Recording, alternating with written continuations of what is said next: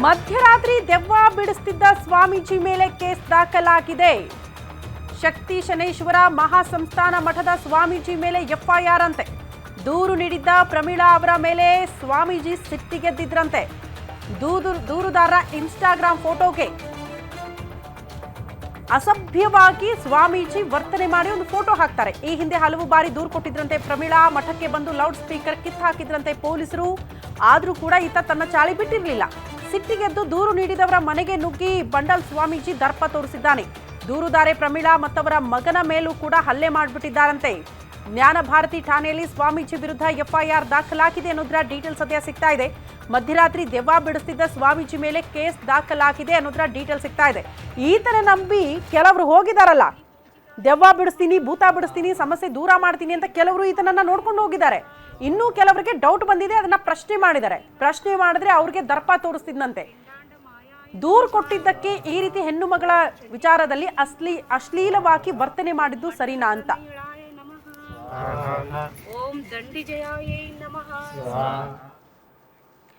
ಈ ಬಗ್ಗೆ ಮತ್ತಷ್ಟು ಡೀಟೇಲ್ಸ್ ಅನ್ನ ಕೊಡ್ತಾ ಹೋಗ್ತಾರೆ ಕ್ರೈಮ್ ಬ್ಯೂರೋ ಹೆಡ್ ಮಂಜುನಾಥ್ ನೇರ ಸಂಪರ್ಕದಲ್ಲಿ ಜಾಯಿನ್ ಆಗ್ತಿದ್ದಾರೆ ನ್ಯೂಸ್ ರೂಮ್ ಇಂದ. ಮಂಜುನಾಥ್, ಈ ಡೋಂಗಿ ಸ್ವಾಮೀಜಿ ಬಗ್ಗೆ ಗೊತ್ತಾಗಿದ್ದ ಯಾವಾಗ? ಈತನ ನಂಬಿ ಯಾರಾದ್ರೂ ಮೋಸ ಹೋದವರಿದ್ದಾರಾ? ಪೊಲೀಸರಿಗೂ ಡೋಂಟ್ ಕೇರ್ ಅಂತಾನೆ, ಬಿಬಿಎಂಪಿ ಅಧಿಕಾರಿಗಳಿಗೂ ಈತ ಡೋಂಟ್ ಕೇರ್ ಅಂತಿದ್ದ. ಅವ್ರದೇ ಜಾಗದಲ್ಲಿ ಮಠ ಕಟ್ಟಿದ್ದ ಅಂದ್ರೆ ಯಾರು ಪ್ರಶ್ನೆ ಮಾಡಕ್ ಇರ್ಲಿಲ್ವಾ ಅನ್ನೋದು ಪ್ರಶ್ನೆ ಆಗುತ್ತೆ. ಶ್ರುತಿ, ಇಲ್ಲಿ ಪ್ರಶ್ನೆ ಮಾಡಿದವರ ವಿರುದ್ಧವೇ ಆತ ಒಂದು ಶಾಪಗಳನ್ನು ಹಾಕ್ತಕ್ಕಂಥದ್ದು, ಜೊತೆಗೆ ಹಲ್ಲೆ ಮಾಡ್ತಕ್ಕಂಥ ಒಂದು ಘಟನೆಗಳನ್ನು ಇಲ್ಲಿ ನಡೆಸ್ತಾ ಇದ್ದಾನೆ. ಹಾಗಾಗಿ ಅಕ್ಕಪಕ್ಕದಲ್ಲಿರ್ತಕ್ಕಂಥವ್ರು ಆತ ಏನು ಮಧ್ಯರಾತ್ರಿ ಪೂಜೆ ಮಾಡೋ ನೆಪದಲ್ಲಿ ಅತಿ ಹೆಚ್ಚಿನ ಸೌಂಡ್ ಕುಟ್ಕೊಂಡು ಮೈಕ್ ಸೆಟ್ಟನ್ನು ಹಾಕ್ಕೊಂಡು ಪೂಜೆ ಮಾಡ್ತಾರೆ. ಅದರಿಂದ ಸಮಸ್ಯೆಗಳು ಎದುರಿಸ್ತಾ ಇರೋರು ಮಾತ್ರ ಅವರನ್ನು ಪ್ರಶ್ನೆ ಮಾಡ್ತಾರೆ. ಆದರೆ ಅದನ್ನು ಹೊರತುಪಡಿಸಿ ಯಾರೂ ಸಹ ಆತನನ್ನು ಎದುರಾಕೊಳ್ಳೋದಕ್ಕೆ ಹೋಗ್ತಾರೆ. ಯಾಕೆಂತಂದರೆ ಇಲ್ಲಿ ಆ ಮಠದ ಹೆಸರು ಶಕ್ತಿ ಶನೇಶ್ವರ ಮಹಾಸಂಸ್ಥಾನ ಅಂತ. ಇಲ್ಲಿ ಈತ ಯಾವಾಗ ಆ ಮಠವನ್ನು ಕಟ್ಟಿದ ಅನ್ನೋದಾದರೆ, ಇಲ್ಲಿ ಖಾಲಿ ಜಾಗ ಇದೆ, ಬೆಸ್ಕಾಂ ಇಲಾಖೆಗೆ ಸೇರಿದಂಥ ಒಂದು ಜಾಗ. ಆ ಜಾಗದಲ್ಲಿ ಅಕ್ರಮವಾಗಿ ಮೊದಲಿಗೆ ಒಂದು ದೇವಸ್ಥಾನ ರೂಪದಲ್ಲಿ ಕಟ್ಟಡವನ್ನು ಕಟ್ತಾರೆ. ನಂತರ ಅದನ್ನು ಮಠವನ್ನಾಗಿ ಪರಿವರ್ತನೆ ಮಾಡ್ಕೊಂಡಿರ್ತಕ್ಕಂಥದ್ದು. ಇದು ಸಂಬಂಧಪಟ್ಟಂತೆ ಪ್ರಮೀಳಾ ಅನ್ನೋರು ಸುಮಾರು ವರ್ಷಗಳಿಂದ, ಅಂದರೆ ಅವರೇ ಹೇಳೋ ಪ್ರಕಾರ 2-3 ವರ್ಷಗಳಿಂದ ನಾವು ಆತನನ್ನು ಪ್ರಶ್ನೆ ಮಾಡ್ತಾ ಇದ್ದೇವೆ, ಪೊಲೀಸರಿಗೆ ದೂರನ್ನು ಕೊಡ್ತಾ ಇದ್ದೇವೆ. ಆದರೆ ಪೊಲೀಸರು ದೂರು ಕೊಟ್ಟಂಥ ಸಂದರ್ಭದಲ್ಲಿ ಬರ್ತಾರೆ, ಅವ್ರು ಹಾಕಿರ್ತಕ್ಕಂಥ ಮೈಕ್ ಸೆಟ್ ಇರ್ಬೋದು ಅಥವಾ ಪೂಜೆ ಮಾಡ್ತಕ್ಕಂಥವ್ರಿಗೆ ಸಂಬಂಧಪಟ್ಟಾಗ ವಾರ್ನಿಂಗನ್ನು ಕೊಟ್ಟು ಹೋಗ್ತಾರೆ. ಅದ ನಂತರ ಬರೋದಿಲ್ಲ. ಆದರೆ ಈತ ಯಾರು ಪೊಲೀಸ್ಗೆ ದೂರು ಕೊಡ್ತಾರೆ ಅಥವಾ ಆತನನ್ನು ಯಾರು ಪ್ರಶ್ನೆ ಮಾಡ್ತಾರೆ ಅವರ ಫೋಟೋಗಳನ್ನು ಇಟ್ಕೊಂಡು ಮತ್ತೆ ಪೂಜೆ ಮಾಡೋದು, ಅವ್ರಿಗೆ ಒಂದು ಬೆದರಿಕೆಯನ್ನು ಹಾಕೋದು. ನಿಮಗೆ ನೀವು ವಾಂತಿ ಅಂದರೆ ರಕ್ತದ ವಾಂತಿಯನ್ನು ಮಾಡಿಕೊಂಡು ರಕ್ತಕಾರಿ ಸಾಯ್ತೀರಾ ಅಂತಕ್ಕಂಥ ಒಂದು ಶಾಪವನ್ನು ಹಾಕಿ ಅವರ ಮನೆಯ ಮುಂದೆ ನಿಂಬೆಹಣ್ಣು ಅಥವಾ ಅರಿಶಿನ ಕುಂಕುಮ ಈ ರೀತಿಯಾಗಿ ಎರಚಿ ಹೋಗೋದ್ರಿಂದ ಅಲ್ಲಿನ ಜನ ಭೀತಿಗೊಳಗಾಗಿದ್ದಾರೆ.